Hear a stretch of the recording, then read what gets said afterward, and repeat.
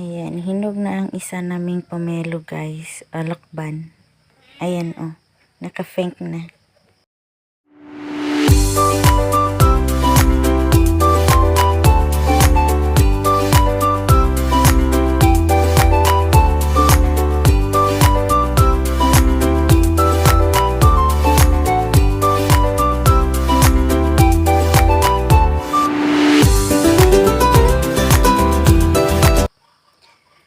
Hello beautiful people, this is Aisel, welcome to my channel. So ngayon guys ay, ayan, kinuha na ni Papa yung isang lukban namin or pomelo. Kasi ano na siya guys, hinog na siya. Kaya first time namin yung kakain yan or first time na may nakuha kami dyan. Since dito kami nakatira. Ayan, marami siyang bunga dyan sa taas guys. Mga 8 ata yan. Ayan, hinog na siya. Tapos, ayan, binalatan na niya. Hindi man lang siya naggumagamit ng ano. Kaya sabi niya, ano lang daw. Hindi naman masyadong ano. Anong tawag doon? Hindi daw masyadong matigas. Pero yung mukha niya guys, na ano na siya. Na ano na yung mukha niya, ayan. Parang matigas pa sa ano niya. Para yung mukha pa lang niya yung matigas. Ayan. Sabi ko sa kanya, bakit hindi ka gumagamit ng ano, kutsilyo? Sabi niya, ito lang, ayan. Yung itsura niya. Ayun ako. Maaga pa lang to guys. Maaga, sobrang aga. Mga 6 AM ata yan, or 7, ganun. Ayan, kakagising lang niya. Tapos, ayan, pa nakita niya na nakayalo na, ayan, kinukuha niya. Ayan, pero matagal siyang natapos dyan. Kasi hindi siya gumagamit ng ano. Kamay lang yung ginagamit niya lahat. Pero hindi naman yan, ano, sobrang tigas tulad ng niyog. Yung niyog ay, ano yun, matigas talaga yun. Yan, hindi na yan masyado. Ayan. Ang ano dyan, laman dyan ay pink. Pink. Yung iba, may ano din kami, may puti kami din laman. Pero, ano, mas masyadong magandang tingnan yung pink ang laman. Ayan. Na anuhan siya na natatalsikan siya ng mga ano sa lakban. Ayan. Ang aga pa niyan guys. Ayan. Tapos na siya balat dyan. Ano na niya? Inaayusan na niya. Kasi ano, anong tawag doon?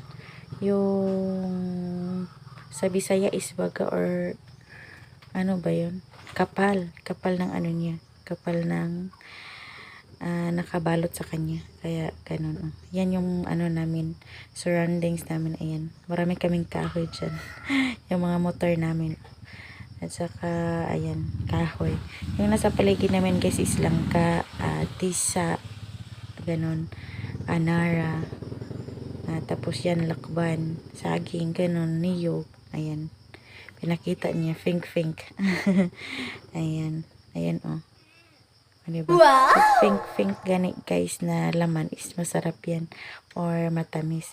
Pero depende ata yan kasi yan is masarap lang siya tingnan. Pero pag kinakain mo parang wala siya masyadong ano laman. Diba yung ano minsan may laman na ano maraming tubig siya, ano kunti lang yung tubig laman niya. Kaya siguro sabi ko depende siguro sa tinaniman kasi dito marami kasing puno kaya nagkaanuhan na sila. Ano tawag sa Bisaya ba na talhong na siya. Nagkatalhunganan na sila. Kaya ayan. Pasensyahan nyo na ng Tagalog ko kasi ano na hindi na masyadong straight. Kasi Bisaya tayo eh. Ayan. Matagal din siya nag-ano guys, nagbalat niyan sobrang tagal. Pero sige lang, okay lang. Sabi ko nga sa kanya na ano na, bibidyohan kita pag kinukuha mo yan. Kasi wala na akong pang upload. Nandito lang kasi ako lagi dito sa bahay. Kaya ayun, sabi ko sa kanya, bibidyohan kita. Okay lang naman din sa kanya na bibidyohan ko siya. Ayan. Pero matagal talaga kasi ano, inaayos pa niya pagbalat. Ayan. Tapos pagkatapos niya nagbalat guys, hindi pa niya binibiak.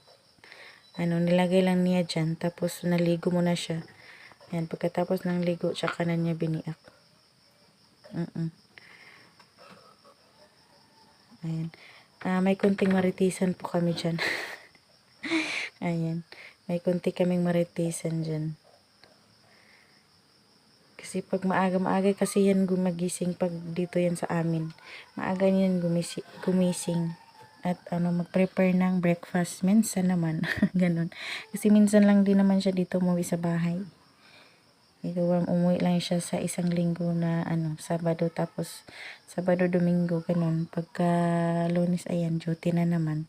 Tapos next Sabado na naman siya uuwi, ganun. Ayan, matapos na niya binalatan guys. May pa, konting nakabalot, pero konti lang yan. Okay na yan. Ayan. Yan yung lukban tawag nila, tapos sa amin yan sa Bisaya is buongon. Ayan, sa Tagalog is pomelo. Iwan ko sa English kung ano. Ayan. So, ayun, pagkatapos niya maligo guys, ayan, biniak niya. Ayan. Ayan, biniak na niya. Ayan. Tigas pala guys.